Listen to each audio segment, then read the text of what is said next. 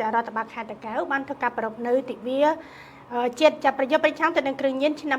2026និងធ្វើការដុតកំទេចចោលនៅគ្រឿងញៀនក៏ដូចជាកញ្ឆាស្ងួតបូកសរុបជាង400គីឡូក្រាមដែលបង្ក្រាបបាន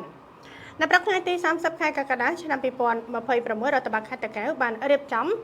អមតេញអបអរសាទរទិវាអន្តរជាតិប្រយុទ្ធប្រឆាំងគ្រឿងញៀននិងពិធីដុតបំផ្លាញចោលនៅគ្រឿងញៀនក្រៅប្រធានបទរួមគ្នាឆ្លើយតបទៅនឹងបញ្ហាគ្រឿងញៀននៅក្នុងបរិបទថ្មីប្រកបទៅដោយភាពអច្នៃប្រឌិតនឹងការដុតកំទេចចោលគ្រឿងញៀនក៏ដូចជាកញ្ឆាស្ងួតបូកសរុបប្រមាណជា400គីឡូក្រាម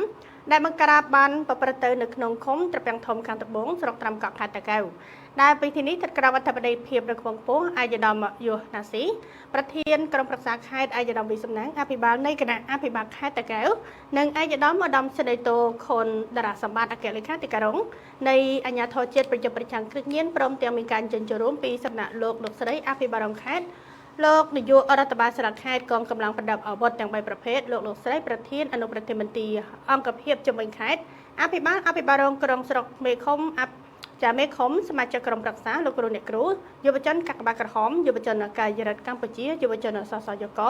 និងសិស្សានុសិស្សយ៉ាងច្រើនកុះក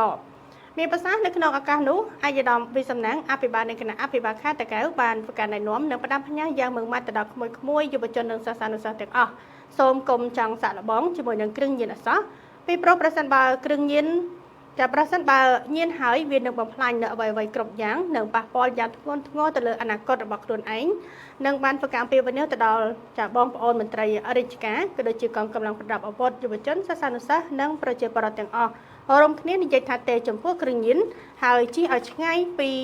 គ្រឿងញៀនហើយជាមួយគ្នានោះផងដែរឯកឧត្តមឯកចេញហួតព្រះរាជអាជ្ញាអមសាលាដំបងខេត្តតាកែវបានធ្វើការឲ្យដឹងផងដែរថាពាក់ព័ន្ធទៅនឹងគ្រឿងញៀនដែលបានធ្វើការដុតកំទេចចោលនៅពេលនេះរួមមានម្សៅមេតាំវីតាមីន I តកចំនួន 18,064.36 ក្រាមថ្លឹងគឺថ្នាំសុទ្ធកញ្ឆាស្ងួតគឺមានទម្ងន់ 385.6 ក្រាមថ្លឹងទាំងសម្បកថង់ហើយម្សៅ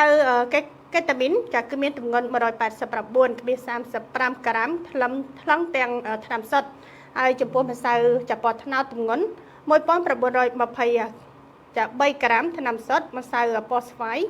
ដែលមានទម្ងន់ 1578 ក្រាមថ្នាំសុទ្ធម្សៅពណ៌សទម្ងន់ 2933 ក្រាមថ្នាំសុទ្ធម្សៅពណ៌ផ្កាឈូកគឺមានទម្ងន់ 2883 ក្រាមថ្នាំសុទ្ធ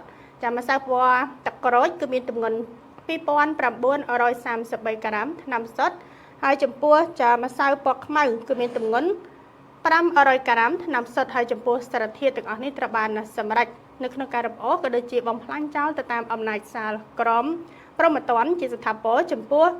ចំនួន24សាលក្រមហើយសាលក្រមព្រហ្មទណ្ឌពុំទាន់ចូលស្ថាពរចំនួន57សាលក្រមដោយការសម្រេចចំនួន1ច្បាប់កំណត់ហេតុវិច្ចចាប់កញ្ឆាស្ងួតចាប់យកយូរឆ្នាំចំនួន1ច្បាប់ហើយចំពោះកំណត់ហេតុបើកញ្ចប់វិច្ចខ្ចប់និងថ្លឹងបរិមាណដុតបំផ្លាញចោលនៅក្នុងថ្ងៃទី8ខែមិថុនាឆ្នាំ2023